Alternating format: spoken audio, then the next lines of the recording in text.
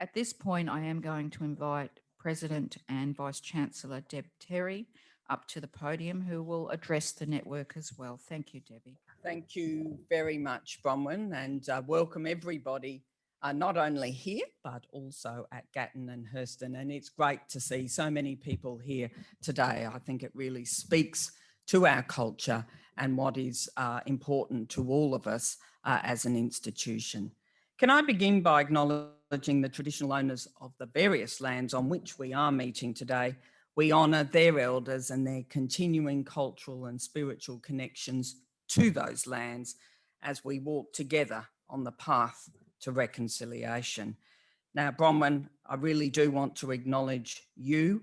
You've, I know, had an amazing week this week, and you'll be exhausted by tomorrow. I think hosting Professor Megan Davis, an alum of UQ who played such a critical role in the Uluru Convention and statement on Monday night, was just an amazing experience.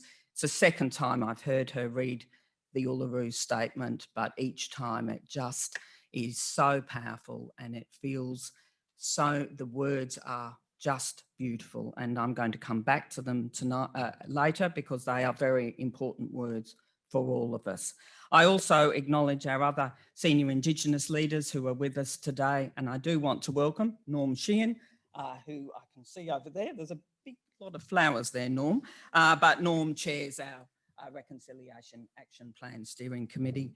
Members of the many committees across UQ working to advance reconciliation and inclusion. Thank you for all of the work that you all do. Colleagues and students from across the university. And as I say, it really is wonderful to see the support of so many of our staff and students for this really important initiative. Your support reflects very powerfully the growing desire for a reconciled Australia. The most recent State of Reconciliation in Australia report shows that while concerning levels of casual and institutional racism do persist, support for reconciliation is now higher than it has ever been. More Australians understand the impact of colonisation and the modern Australian state on Aboriginal and Torres Strait Islander families and communities. More Australians are now asking hard questions and speaking the truth. And more Australians now understand that reconciliation is not just a process best left to governments and official representatives from Indigenous communities to resolve. It is the responsibility of us all. But good intentions, as Bronwyn has already articulated, alone are not sufficient. Reconciliation takes action. And one of the interesting findings of the 2020 Australian Reconciliation Barometer was that while most Australians, about 78% of Aboriginal and Torres Strait Islander peoples and 61% of the general population want to help, knowing how to help is what's missing. Only 32% of the general community understood how they could take action.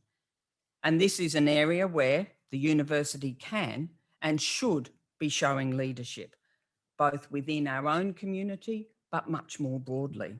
Because of course, universities are inherently places that impart and pursue new knowledge. We are also places of truth-seeking and truth-telling, an ambition, as I've talked about before, reflected in the words above the entry to the Forgan Smith building. Great is truth and mighty above all things. As a university, we do recognise that reconciliation is everyone's responsibility. That's why it's a key deliverable on our 2021 plan on a page. And what's very pleasing is that a significant proportion of our staff and community are taking a proactive approach, finding different ways to take action. So it's reflected in the more than $2 million raised by our community for Aboriginal and Torres Strait Islander scholarships and initiatives in 2019 and in 2020. It's also reflected in the encouraging completion rates of UQ's core cultural learning modules. More than 330 staff have completed all 10 modules, and more than 3,600 have completed the mandatory units. And we hope to see those numbers continue to rise. And now we have this new UQRAP network to drive change and give staff additional tools, resources and information to take further action. As Bronwyn has outlined, the network has different levels or tiers of membership for people at different stages of reconciliation activity. And while structured and operated slightly differently, the network is not dissimilar to the Ally network, not only at this university, but at many universities across the country, which has been a very visible network that obviously works to ensure a safe and inclusive environment for gender and sexuality diverse people.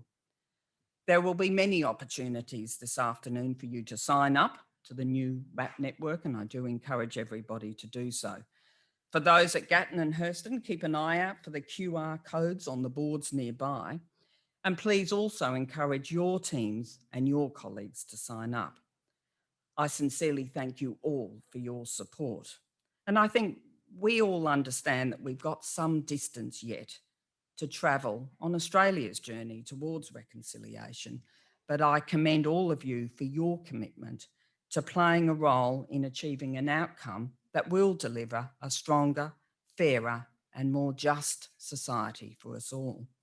In the words of the Uluru Statement from the Heart, it is the vision of a future Australia where Indigenous children, and I quote, will walk in two worlds and their culture will be a gift to their country. And those words, of course, resonate with such power to us all. Thank you very much.